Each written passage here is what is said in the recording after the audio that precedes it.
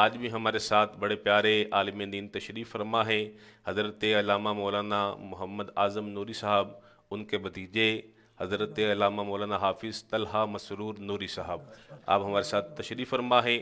آج جو ہمارا موضوع ہے وہ ہے تصوف اور روحانیت۔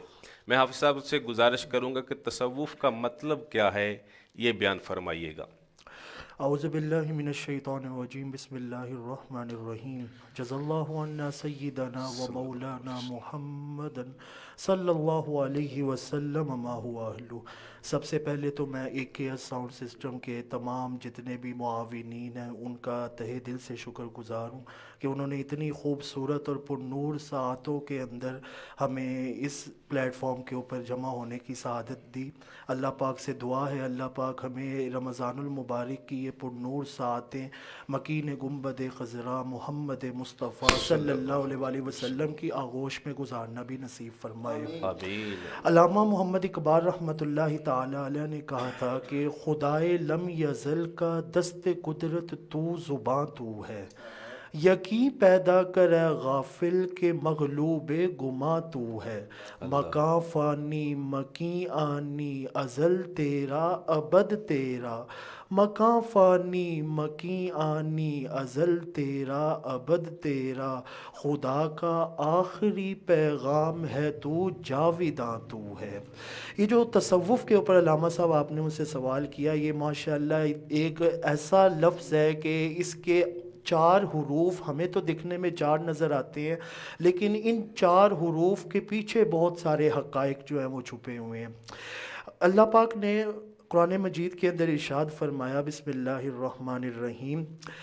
حضرت ابراہیم علیہ السلام جب بیت اللہ کو تعمیر کر دیا تو آپ نے دعا کے لیے ہاتھ اٹھایا، آپ نے کہا باری تعالیٰ ربنا وبعث فیہم رسولا منہم یتلو علیہم آیاتک، اے باری تعالیٰ ہم میں سے ایسا نبی بھیج کہ جو تیری قرآن پاک کی، تیرے کلام کی تلاوتیں کر کر کے لوگوں کو سنائے، وَيُعَلِّمُكُمُ الْكِتَابَ وَالْحِكْمَةَ وَيُزَكِّيهِمْ، اور ان کو کتاب کی تعلیم دے اور ان کا تزکیہ کرے۔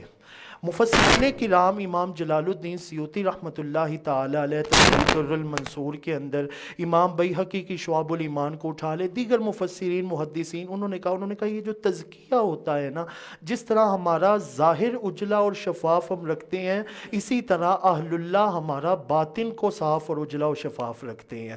تو نبی پاک صلی اللہ علیہ وآلہ وسلم نے تزکیہ فرمایا۔ اسی سورۃ البقرہ کے اندر ایک اور مقام پہ اللہ حکم الحاکمین نے ارشاد فرمایا، دیکھیں اس کو امپورٹنس کتنی دی گئی کہ دل کی صفائی، دل کا تزکیہ کرنا۔ وہاں پہ بعد میں ذکر کیا ہے، پہلے تعلیم اور کتاب کا ذکر ہے، لیکن سورۃ البقرہ کے دوسرے مقام پہ ارشاد فرمایا کما ارسلنا فیکم رسولا منکم یتلو علیکم آیاتنا ویزکیکم ویعلمکم الکتاب والحکمہ، ایسے نبی ہم نے آپ کو عطا کیے ہیں جو سب سے پہلے آپ کے دل کا تزکیہ کرتے ہیں۔ سبحان اللہ۔ قرآن کی تعلیم بعد میں ہے، پہلے انسان کے دل کا تزکیہ ہے۔ حضور غوث پاک رحمۃ اللہ تعالی علیہ مجھے یاد آ رہے ہیں، انہوں نے غنیت الطالبین کے اندر بڑی خوبصورت بات کی۔ انہوں نے کہا یہ دکھنے میں تصوف کے 4 حروف ہیں، آپ کو نظر آتا ہے جی یہ تے ہے، یہ صاد ہے، یہ واو ہے، یہ فے ہے، لیکن اس کے پیچھے ایک ایک حرف کے بہت سارے حقائق چھپے ہیں۔ مثال کے طور پہ وہ کہتے ہیں جو تصوف کی تے ہے نا، اس سے مراد توبہ ہے، یعنی انسان کا توبہ کرنا۔ توبہ کے آگے پھر درجات ہیں، ایک ہوتا ہے انسان کا گناہ سے ثواب کی طرف توبہ کرنا، ایک ہوتا ہے انسان کا ثواب سے ثواب کی طرف توبہ کرنا، اور ایک ہوتا ہے انسان کا اپنی خودی سے رب ذوالجلال کی طرف توبہ کر کے رجوع کرنا۔ تو جب انسان توبہ کرتا ہے تو پھر رب ذوالجلال بھی توبہ کرتا ہے۔ وہ کیسے؟ رب ذوالجلال نے ارشاد فرمایا فَتَلَقَّى آدَمُ مِن رَبِّهِ كَلِمَاتٍ فَتَابَ عَلَيْهِ، جب آدم علیہ السلام نے اپنی غلطی کی معافی مانگی اور توبہ کی نا تو فتاب علیہ، پھر رب نے بھی توبہ کی۔ آدم کا غلطی سے رجوع کر کے مولا کی طرف لوٹنا یہ توبہ تھی، رب ذوالجلال کی توبہ یہ ہوتی ہے کہ وہ پھر اپنے رحمتوں کے دروازوں کو کھول دیتا ہے۔ تو حضور غوث پاک نے کہا تصوف کی تے سے مراد توبہ، تصوف کی جو سواد ہے اس سے مراد حضور غوث پاک رحمۃ اللہ تعالی علیہ نے کہا صفائے قلب، دل کی پاکیزگی، دل کی تزکیہ کرنا، دل کو صاف کرنا۔ حضور علی بن حسمان حجویری رحمۃ اللہ تعالی علیہ، داتا گنج بخش علی حجویری، انہوں نے کہا تھا، وہ اکثر نہ ایک شعر پڑھا کرتے تھے، وہ کشف المحجوب کے اندر ذکر ہے، وہ کہتے تھے ان الصفا صفت الصدیق فان کنت صادق صوفیا علی التحقیق، وہ کہتے تھے کہ جو بندہ صوفی بننا چاہتا ہے نا تو اس کے لیے ضروری ہے کہ وہ حضرت ابو بکر صدیق کی صفت کو اپنا لے، کیونکہ حضرت ابو بکر صدیق رضی اللہ تعالیٰ عنہ سارے صوفیاء کے سردار ایسے مقام پر فائز تھے کہ پھر گھر میں سوئی بھی نہیں چھوڑی، لا کر آقا کریم کے قدموں میں ڈھیر کر دیا، اور جب حضور نے پوچھا یا ابا بکر ما اب کی تلی اہلک، گھر والوں کے لیے کیا چھوڑا ہے، تو آگے سے تڑپ کر کہتے ہیں اب کی تو لہم اللہ و رسولہ، پروانے کو چراغ بلبل کو پھول بس، صدیق کے لیے خدا کا رسول بس۔ تو یہ صفات یعنی دل کی پاکیزگی کرنا۔ حضور غوث پاک کہتے ہیں واؤ سے مراد ولی اللہ، ولایت کے درجے پر فائز ہونا، اور اللہ پھر جس کو ولایت کے درجے پر فائز، وہ حضور صلی اللہ علیہ وسلم نے ارشاد فرمایا کہ من کان للہ کان اللہ لہ، جو اللہ کا ہو جاتا ہے نا اللہ پھر اس کا ہو جاتا ہے۔ پھر لا یزال عبدی یتقرب الی بالنوافل فکنت سمعہ الذی یسمع به، کنت بصرہ الذی یبصر به، کنت یدہ التی یبطش، پھر اس کا دیکھنا خدا کا دیکھنا ہو جاتا ہے، اس کا پکڑنا خدا کا پکڑنا ہو جاتا ہے، اس کا چلنا خدا کا چلنا ہو جاتا ہے۔ اور مولائے روم کو اگر میں کوٹ نہ کروں تو بات ادھوری رہ جائے گی، انہوں نے کہا تھا خاصان خدا خدا نہ باشد لیکن از خدا جدا نہ باشد، وہ کہتے تھے کہ اللہ کے بندے اللہ نہیں ہوتے لیکن یہ بھی یاد رکھنا وہ اللہ سے جدا بھی نہیں ہوتے۔ گفتہ او گفتہ اللہ بود گرچہ از حلقوم عبداللہ بود، تمہیں نظر آتا ہے کہ وہ بندہ مومن بول رہا ہے لیکن حقیقتاً وہ بندہ مومن نہیں، اس میں چھپا خدا بول رہا ہوتا ہے۔ تو یہ ولایت کا درجہ ہوتا ہے۔ پھر الا ان اولیاء اللہ لا خوف علیہم ولا هم یحزنون کے تاج ان کے سروں کے اوپر سجائے جاتے ہیں۔ اور تصوف کی جو فی ہے اس سے مراد حضور غوث پاک رحمت اللہ تعالی علیہ کہتے ہیں فنا فی اللہ ہو جانا، یعنی اپنی رضا کو خدا کی رضا کے اندر فنا کر دینا، یہ تصوف کا اعلیٰ معیار اور اعلیٰ درجہ اور مقام ہے۔ اس کی مثال حضور کسی نے حضرت بایزید بستامی رحمت اللہ تعالی علیہ سے پوچھا، انہوں نے کہا آپ کو اتنا بڑا ولایت کا درجہ کہاں سے ملا؟ انہوں نے تڑپ کر کہا جب سے اپنی رضا کو مولا کی رضا میں فنا کر دیا ہے نا رب ذوالجلال نے مجھے یہ اعلیٰ معیار عطا کر دیا۔ امام حسن بصری رحمت اللہ تعالی علیہ غلام خرید کے لائے تو ان کو اس کو پوچھتے ہیں، کہتے ہیں تینوں کی چاہیے کھان واسطے نا مینوں دس دے، تو آگے سے غلام کہتا ہے یار غلاماں دی بھی کوئی شے ہوندی ہے جیڑا آقا کھلا دے نوکر نے وہ کھا لینا ہے۔ تو بڑا ان کو انٹلیکچوئل جواب ملا، بڑے جو ہے نا متاثر ہوئے، کہتے اچھا تم نے پہننے کے لیے کپڑے کون سے چاہیے؟ میں کہا غلاماں دی بھی کی اوقات ہوندی ہے جیڑا مالک پہنا دے وہ پہن لیندے۔ اچھا بڑے متاثر ہوئے، کہتے اچھا تمہیں کھانے کے اندر کیا چاہیے، تمہیں رہائش کہاں پہ چاہیے؟ وہ کہتے مالک جو کہے ہوتے اسی چلے جائیں گے۔ جب یہ بات کی نا امام حسن بصری رحمت اللہ تعالی علیہ غش کھا کے بے ہوش ہو کے گر پڑے۔ تو کسی نے پوچھا کہ حضور آپ کو کیا ہوا؟ انہوں نے کہا اتنی اللہ کی عبادت کی ہے لیکن عبادت کا اعلیٰ درجہ اور تصوف کا مقام جو اس غلام نے سمجھایا کسی اور نے نہیں۔ اللہ ماشاءاللہ، بڑی پیاری آپ صاحب آپ نے گفتگو فرمائی تصوف کے موضوع پہ۔ تصوف کا مطلب کیا ہے کہ اپنی روح کو پاک کرنا، اپنے باطن کو پاک کرنا، اور ماشاءاللہ اولیاء نے بڑا اس پہ درس بھی دیا، پیغام بھی دیا۔ میرے داتا علی حجویری کی پوری کتاب جو ہے کشف المحجوب، یہ تصوف کے موضوع پہ آپ نے جو ہے تحریر فرمائی۔ اگر کوئی بندہ مزید جاننا چاہتا ہے کہ تصوف کیا ہے تو علماء فرماتے ہیں کہ وہ داتا صاحب کی یہ تصنیف جو ہے اسے پڑھے، اس کا مطالعہ کرے، اسے پتہ چل جائے گا۔ اسلام سے پہلے راہب ہوا کرتے تھے جو اپنے گھر بار چھوڑ کے جو ہے وہ بیٹھ جاتے تھے، عبادت کرتے تھے۔ تصوف اور رہبانیت کے اندر کیا فرق ہے یہ بتائیے۔ بہت ہی آپ نے ماشاءاللہ ایک انٹلیکچوئل سوال پوچھا ہے، اور آج کے عصر حاضر کے اندر اس کی ضرورت اور اہمیت ہے کہ تصوف اور رہبانیت کے اندر بیسیکلی بہت بڑا فرق ہے۔ مثال کے طور پہ رہبانیت کو لوگوں نے اس کا تعارف بڑا عجیب کروایا ہے۔ لوگوں نے کہا ہے کہ رہبانیت یہ ہوتی ہے کہ آپ نہ کٹ آف ہو جائیں، اب آپ شادی نہیں کر سکتے، اب آپ نے کوئی بہن بھائی کا رشتہ نہیں نبھانا، کوئی تعلق نہیں رکھنا، آپ نے جنگلوں کے اندر چلے جانا ہے، بیابان کے اندر چلے جانا ہے۔ اور آپ نے وہاں پر پتے کھا کے گزارا کرنا ہے، اور آپ نے دنیا سے بالکل علیحدگی اختیار کر لینی ہے. اس کو رہبانیت کا کہتے ہیں، اللہ تک پہنچنے کا یہی راستہ ہے. اللہ حکم الحاکمین نے قرآن مجید کے اندر ارشاد فرمایا رہبانیت ابتدعوها ما کتبنا علیہم الا ابتغاء رضوان اللہ. یہ جو رہبانیت ہے یہ تم لوگوں نے کہا ہے کہ اللہ تک پہنچنے کا رستہ ہے اور اللہ کی رضوان کو حاصل کرنے کا رستہ ہے. حقیقت میں رہبانیت یہ نہیں ہے، بلکہ تصوف کو سمجھنے میں تم لوگ غلطی کر رہے ہو. یہ تم لوگوں نے اپنی ایز خود تم نے کہہ دیا کہ یہ سب کچھ ہوتا ہے، ورنہ تو تصوف یہ ہے کہ تاجدار کائنات کے اوپر اترنے والے صحیفہ انقلاب صلی اللہ علیہ وسلم اللہ حکم الحاکمین نے فرمایا رجال مردان حق وہ ہیں لا تلہیہم تجارت ولا بیع عن ذکر اللہ، کہ پھر وہ دنیا میں تو رہتے ہیں، تجارت کرتے ہیں، بیع و شرع کرتے ہیں، لیکن دنیا میں رہتے ہیں لیکن دنیا کو اپنے دل میں نہیں رہنے دیتے. اللہ یہ تصوف کا اعلیٰ مقام اور معیار ہے. اقامت الصلاۃ و ایتاء الزکوٰۃ، وہ نماز کو قائم کرتے ہیں، وہ زکوٰۃ کو ادا کرتے ہیں. دنیا میں رہو لیکن دنیا کو اپنے اندر نہ رہنے دو. یہ تصوف کا مقام ہے. یہ تصوف نہیں ہے کہ آپ دنیا سے کٹ آف ہو جائیں اور آپ جنگلوں کے اندر چلے جائیں. اور اس کے اوپر بہت ہی خوبصورت مثال مجھے یاد آ رہی ہے. آقا کریم صلی اللہ علیہ وسلم اہل صفا وہ خوش نصیب حضرات تھے جو آقا کریم صلی اللہ علیہ وسلم سے براہ راست دین اسلام کی تعلیمات کو سبحان اللہ، کیا بات ہے. تو بھوک کو برداشت کرتے تھے اور پیاس اور شدت، تو نماز ادا کرتے ہوئے نہ گر جایا کرتے تھے. سنن ترمذی کی روایت ہے آقا کریم صلی اللہ علیہ وسلم نے جب مڑ کے دیکھا نا تو آقا کریم نے ایک جملہ ارشاد فرمایا، میں کہتا ہوں قیامت تک یہ جملہ ہمارے ایمان کو مزید بڑھانے کا، اضافے کرنے کا سبب بنتا ہے. حضور صلی اللہ علیہ وسلم نے فرمایا لو کنتم وجدتم ما جزاء فی الجنہ لاحببتم ان تکون فی حاجت او فی ذالک المسئلہ کما قال.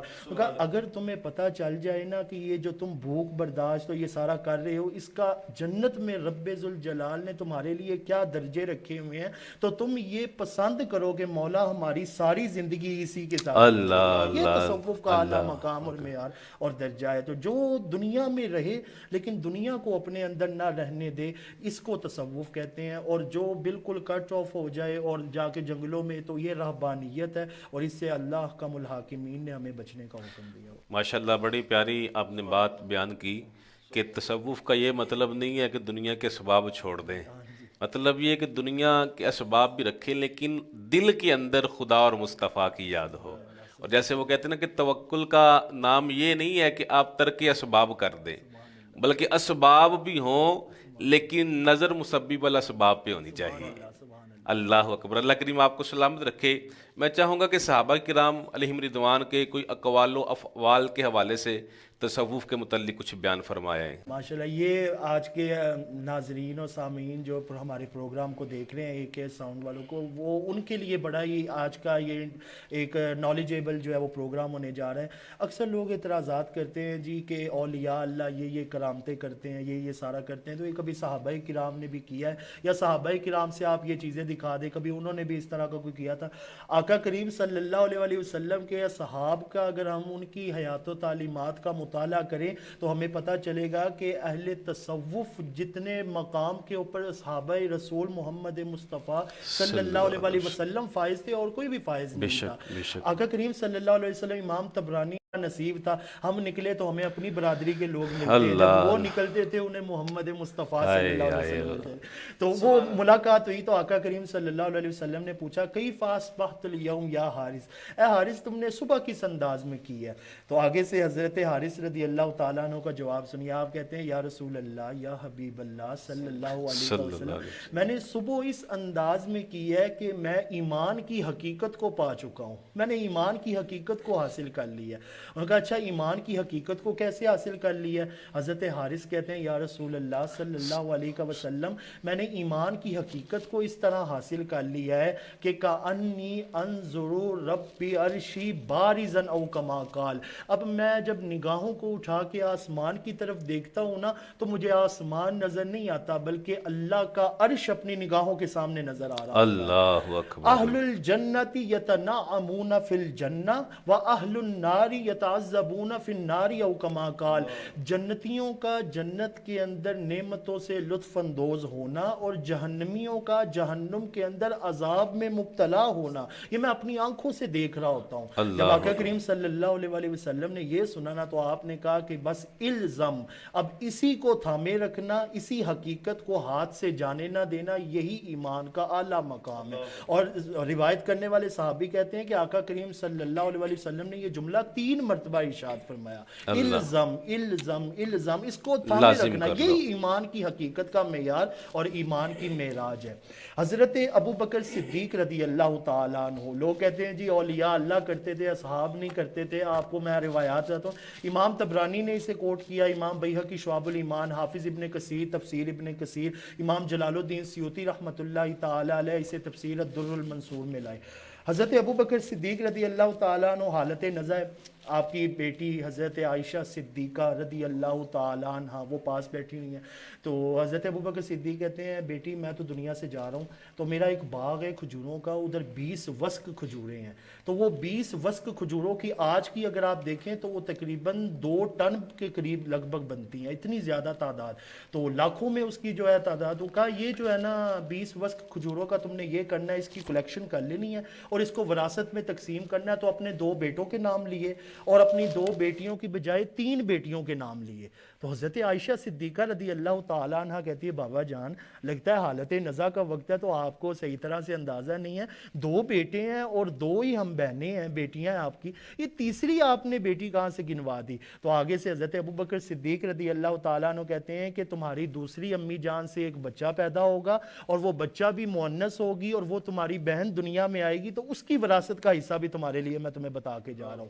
اب حضرت ابو بکر صدیق رضی اللہ تعالیٰ عنہ کو کیسے پتا چلا کہ جو بچہ جس کی ڈیلیوری ہوگی وہ مرد ہوگا کہ وہ عورت ہوگی؟ تو یہ وہ نظر تھی جن کے بارے میں تاجدار کائنات نے فرمایا تھا کہ اتقوا فراست المؤمن فإنه ينظر من نور اللہ، کہ مومن کی فراست سے ڈرا کرو، جب وہ دیکھتا ہے تو وہ اپنی نظروں سے نہیں بلکہ خدا کے نور سے دیکھ رہا ہوتا ہے۔ حضرت سعد بن ابی وقاص رضی اللہ تعالیٰ عنہ فاتح ایران ہے، یعنی ایران کو فتح کر کے اور اس وقت کی سپر پاور اس کے اوپر جا کے اسلام کا جھنڈا گاڑا حضرت سعد بن ابی وقاص۔ دریائے دجلہ کے پاس پہنچے ہیں، اب سامنے دریائے دجلہ ہے، تو سارے جو صحابہ کرام تھے انہوں نے کہا سعد بھائی اب یہ دریا کو کس طرح پار کرنا ہے، یہ سارا لشکر کیسے دریا کو کراس کرے گا؟ اب حضرت سعد بن ابی وقاص رضی اللہ تعالیٰ عنہ جو ایمان کی حقیقت کو پہچانتے تھے، انہوں نے دریا کو مخاطب ہو کر کہا، انہوں نے کہا نحنو اصحاب رسول اللہ صلی اللہ علیہ وسلم، اے دریا سن لو ہم کوئی عام بندے نہیں، محمد مصطفیٰ کے غلام آ گئے ہیں۔ سبحان اور اللہ۔ دریا کا یہ سننا تھا کہ دریا نے رستہ بنا دیا۔ امام زرقانی شرح مواہب اللدنیہ میں لکھتے ہیں کہ ہم نے تاریخ کے اندر 2 مرتبہ دریا کو رستہ دیتے ہوئے دیکھا ہے، ایک حضرت موسیٰ علیہ السلام کے لیے دریا نے رستہ بنا دیا تھا، اور دوسرے یہ آقا کریم صلی اللہ علیہ وسلم کے غلام حضرت سعد بن ابی وقاص رضی اللہ تعالیٰ عنہ۔ اور اس بات کے اوپر میں اگر یہ ایڈ نہ کروں تو ہماری گفتگو ادھوری رہ جائے گی۔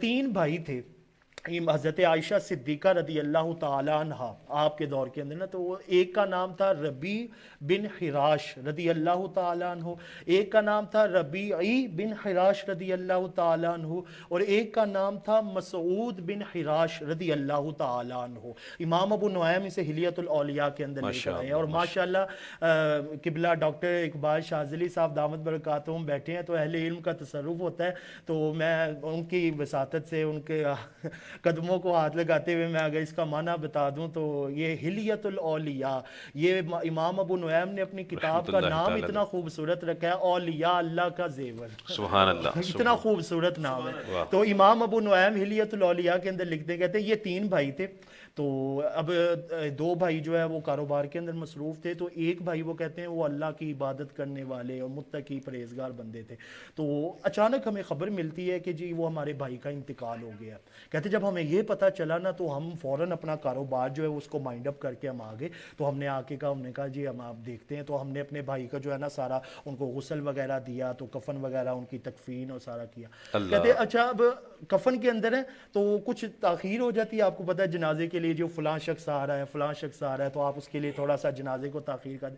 کہتے اچانک نا وہ میرے بھائی اب دنیا سے چلے گئے، ان کا وصال ہو چکا ہوا ہے. تو وہ تاجدار کائنات صلی اللہ علیہ صلی وسلم اللہ نے بھی علیہ ارشاد وسلم. فرمایا تھا نا، الموت جسر یوصل الحبیب الی الحبیب. یہ جو موت ہے نا یہ ایک پل ہوتا ہے جو یار کو یار سے یار ملا سے ملا دیتا ہے. دیتا ہے. تو وہ کفن جو تھا وہ اچانک کہتے ہیں بھائی کہتے ہیں ہم دونوں کھڑے ہوئے تھے تو جنازے میں تھوڑی سی تاخیر ہو رہی تو کفن پیچھے ہوا، تو وہ حالانکہ دنیا سے ان کا انتقال ہو گیا تو کفن ہٹا کے کہتے ہیں اجلونی لما تاخرونی، تم اللہ. لیٹ کیوں کر رہے ہو، جلدی کرو، جلدی سے مجھے جنازہ پڑھاؤ اور قبر کے مجھے خاک کے سپرد کرو. بھائی کہتے ہیں ہم نے اور حیران ہو کے کہا کہ تم ابھی بھی زندہ ہو؟ انہوں نے کہا جی میں دنیا سے تو میرا انتقال ہو گیا ہے، میں اللہ احکم الحاکمین کی بارگاہ میں پہنچا نا تو رب کی شان کے شایان شان میں نے اللہ کو بڑے ہی حسین اور حسن مطلق کا دیدار کیا اور رب اللہ. ذوالجلال نے مجھے فرمایا، انہوں نے کہا جلدی سے جنازہ پڑھواؤ اور قبر میں پہنچو، محمد مصطفیٰ تمہارا صلی انتظار اللہ کر علیہ رہے ہیں. وسلم. تو ماشاء کہتے اللہ. جلدی جلدی جنازہ پڑھاؤ. تو پھر جب یہ بات حضرت عائشہ صدیقہ رضی اللہ تعالیٰ عنہ کو پہنچی نا تو آپ نے دعا کے لیے ہاتھ اٹھا دیا. آپ نے کہا مولا تیرا شکر ہے کہ تو نے مجھے اس شخص کو دیکھنا نصیب کیا کہ یہ تو آج کا واقعہ ہے نا، تو تاجدار کائنات میرے سرتاج نے تو پہلے ہی کہہ دیا تھا کہ وَلَا تَحْسَبَنَّ الَّذِينَ قُتِلُوا فِي سَبِيلِ اللَّهِ سبحان اللہ. أَمْوَاتًا بَلْ أَحْيَاءٌ عِنْدَ رَبِّهِمْ يُرْزَقُونَ. جو محمد مصطفیٰ صلی اللہ علیہ وسلم کے اشارے پر اپنی جان دے دینا اس کو مردہ تصور نہ کرنا بلکہ وہ زندہ ہوتا ہے اور رب کے ہاں جنت میں نعمتیں پا رہا ہوتا ہے. سبحان اللہ. سبحان اللہ. ماشاءاللہ. بڑی پیاری گفتگو حافظ صاحب نے تصوف کے موضوع پہ کی اور صحابہ کرام علیہم رضوان کے واقعات بھی آپ نے بیان کیے، اور اس سے ہمیں ایک حدیث پاک بھی یاد آئی جس میں نبی پاک صلی اللہ علیہ وآلہ وسلم نے ارشاد فرمایا کہ بندہ فرائض کے ذریعے میرا قرب حاصل کرتا رہتا ہے اور نوافل کی ادائیگی کی وجہ سے میں اسے اپنا مقرب بنا لیتا ہوں، اور جب میں کسی کو اپنا مقرب بنا لیتا ہوں تو میں اس کے ہاتھ بن جاتا ہوں جس سے وہ پکڑتا ہے، میں اس کے پاؤں بن جاتا ہوں جس سے وہ چلتا ہے، میں اس کی آنکھیں بن جاتا ہوں جس سے وہ دیکھتا ہے، میں اس کے کان بن جاتا ہوں جس سے وہ سنتا ہے. شارحین نے بیان کیا کہ اس سے مراد یہ ہے کہ ہاتھ اس بندے کے ہوتے ہیں، پاؤں اس بندے کے ہوتے ہیں، آنکھیں کان اس بندے کے ہوتے ہیں، لیکن ان کے اندر طاقت خدا کی آ جاتی ہے، ان کے اندر طاقت خدا کی آ جاتی ہے. اسی لیے جو اللہ کے محبوب ہوتے ہیں نا اللہ پھر انہیں شانیں بھی عطا فرما دیتا ہے، مقام بھی عطا فرما دیتا ہے. یہاں پہ میں ایک بات عرض کرنا چاہوں گا، تصوف اس کے اندر طریقت، حقیقت، معرفت یہ چیزیں ہیں، یہ وہ چیزیں ہیں جو تصوف کو لے کے چلتی ہیں، اس کے اندر آتی ہیں. لیکن ایک بات یہ یاد رکھیے گا کہ ہم الحمدللہ مسلمان ہیں، یہ طریقت، حقیقت، معرفت یہ سب شریعت کے پابند ہیں. سبحان اللہ. شریعت جو ہے نا، شریعت یہ جڑ ہے، شریعت اصل ہے، باقی یہ ساری چیزیں اس کا پھل ہیں، اس کی شاخیں ہیں. جو بندہ شریعت سے ہٹ کے چلنے کی کوشش کرے گا نا پھر وہ جو مرضی جس چیز کا نام دے لے وہ غلطی ہوگا. پہلے شریعت ہوگی باقی چیزیں بعد میں ہوگی. اللہ کریم ہمیں سمجھنے کی اور عمل کرنے کی بھی توفیق عطا فرمائے.